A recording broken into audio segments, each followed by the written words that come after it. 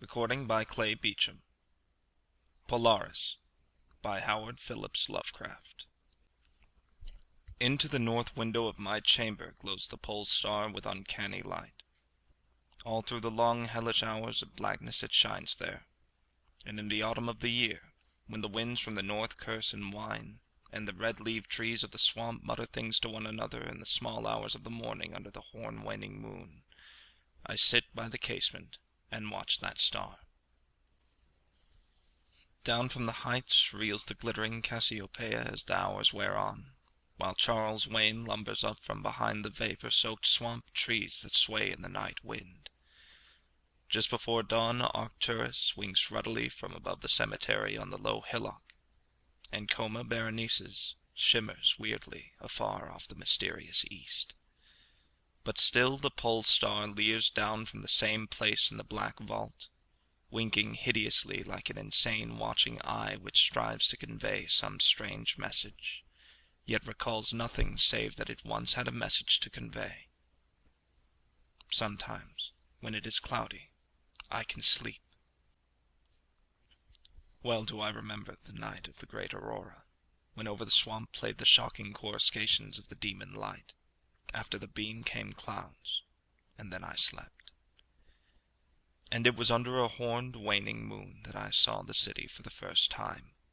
Still and somnolent did it lie, on a strange plateau in a hollow between strange peaks. Of ghastly marble were its walls and its towers, its columns, domes, and pavements. In the marble streets were marble pillars, the upper parts of which were carven into the images of grave, bearded men. The air was warm, and stirred not, and overhead, scarce 10 degrees from the zenith, glowed that watching pole star. Long did I gaze on the city, but the day came not. When the red Aldebaran, which blinked low in the sky but never set, had crawled a quarter of the way round the horizon, I saw light and motion in the houses and the streets. Forms strangely robed, but at once noble and familiar, walked abroad, and under the horned waning moon men talked wisdom in a tongue which I understood, though it was unlike any language which I had ever known. And when the red Aldebaran had crawled more than halfway round the horizon, there were again darkness and silence. When I awaked, I was not as I had been. Upon my memory was graven the vision of the city, and within my soul had arisen another and vaguer recollection, of whose nature I was not then certain. Thereafter, on the cloudy nights when I could not sleep, I saw the city often, sometimes under the hot yellow rays of a sun which did not set, but which wheeled low in the horizon, and on the clear nights the pole star leered as never before. Gradually I came to wonder what might be my place in that city on the strange plateau betwixt strange peaks. At first content to view the scene as an all-observant, uncorporeal presence, I now desired to define my relation to it, and to speak my mind amongst the grave men who conversed each day in the public squares. I said to myself, this is no dream, for by what means can I prove the greater reality of that other life in the house of stone and brick south of the sinister swamp and the cemetery on the low hillock, where the pole star peeps into my north window each night?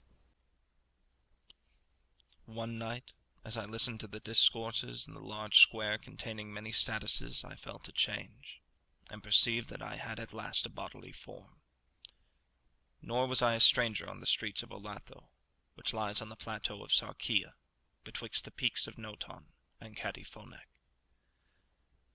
It was my friend Alos who spoke, and his speech was one that pleased my soul, for it was the speech of a true man and a patriot. That night had the news come of Dicos' fall, and of the advance of the Eunutos, squat, hellish yellow fiends who 5 years ago had appeared out of the unknown west to ravage the confines of our kingdom, and to besiege many of our towns. Having taken the fortified places at the foot of the mountains, their way now lay open to the plateau, unless every citizen could resist with the strength of 10 men. For the squat creatures were mighty in the arts of war, and knew not the scruples of honor which held back our tall, gray-eyed men of Lomar. from ruthless conquest. Alos, my friend, was commander of all the forces on the plateau, and in him lay the last hope of our country. On this occasion he spoke of the perils to be faced and exhorted the men of Olatho, bravest of the Lomarians, to sustain the traditions of their ancestors, who, when forced to move southward from Zobna before the advance of the great ice sheet, even as our descendants must some day flee from the land of Lomar, valiantly and victoriously swept aside the hairy, long-armed cannibal Nofkes that stood in their way. To me Alos denied the warrior's part, for I was feeble and given to strange faintings when subjected to stress and hardships. But my eyes were the keenest in the city, despite the long hours I gave each day to the study of the narcotic manuscripts and the wisdom of the Zobnarian fathers. So my friend, desiring not to doom me to inaction, rewarded me with that duty which was second to nothing in importance. To the watchtower of Thapnen he sent me, there to serve as the eyes of our army. Should the Inutos attempt to gain the citadel by the narrow pass behind the peak of Noton and thereby surprise the garrison, I was to give the signal of fire which would warn the waiting soldiers and save the town from immediate disaster. Alone I mounted the tower, for every man of stout body was needed in the passes below. My brain was sore dazed with excitement and fatigue, for I had not slept in many days. Yet was my purpose firm, for I loved my native land of Lomar, and the marble city Olatho, that lies betwixt the peaks Noton and Catifonek. But as I stood in the tower's topmost chamber, I beheld the horned waning moon, red and sinister, quivering through the vapors that hovered over the distant valley of Banoff. And through an opening in the roof glittered the pale pole star, fluttering as if alive, and leering like a fiend and a tempter. Methought its spirit whispered evil counsel, soothing me to traitorous somnolence with a damnable rhythmical promise which it repeated over and over. Slumber, watcher, till the spheres 26,000 years have revolved, and I return to the spot where now I burn. Other stars anon shall rise to the axis of the skies, stars that soothe and stars that bless with a sweet forgetfulness. Only when my round is o'er shall the past disturb thy door. Vainly did I struggle with my drowsiness, seeking to connect these strange words with some lore of the skies which I had learned from the narcotic manuscripts. My head, heavy and reeling, dropped to my breast, and when next I looked up it was in a dream, with the pole star grinning at me through a window from over the horrible and swaying trees of a dream swamp. And I am still dreaming. In my shame and despair I sometimes scream frantically, begging the dream creatures around me to waken me ere the Inutos steal up the pass behind the peak Noton and take the citadel by surprise. But these creatures are demons, for they laugh at me and tell me I am not dreaming. They mock me whilst I sleep, and whilst the squat yellow foe may be creeping silently upon us. I have failed in my duty, and betrayed the marble city of Olatho.